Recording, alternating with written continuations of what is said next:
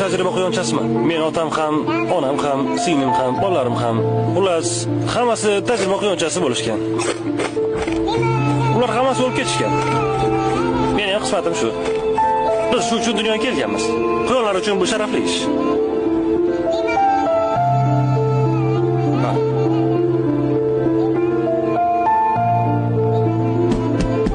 Haya.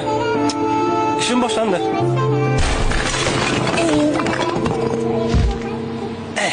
Juda ham qo'rqinchli.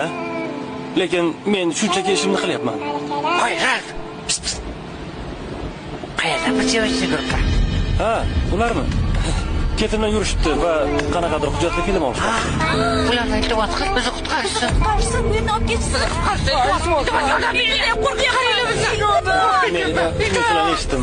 Okey. Menga qarang. Bu joyni kesib tashlab bo'ladi-yu.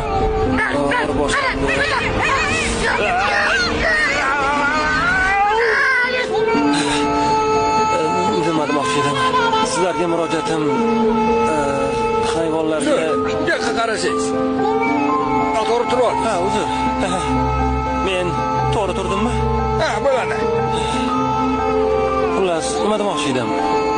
Sizlarga murojaatim hayvonlarga tajriba qilib ishlab chiqaradigan kosmetika, ko'zdagi suriladigan shampunlar, quyoshga qarshi kremlar, umuman barchasi vannangizda turgan hamma kremlar, kosmetikalar. Sizlar bo'lmaganingizda men ochig'i ishsiz qolgan bo'lardim. Qayerdadir o'rmonda.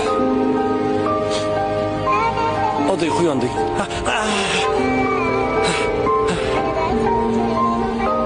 Hammasi zo'r. Sizning chiroyingiz uchun hayvonlar ozor chekishi yoki qurbon bo'lishini bilarmidingiz?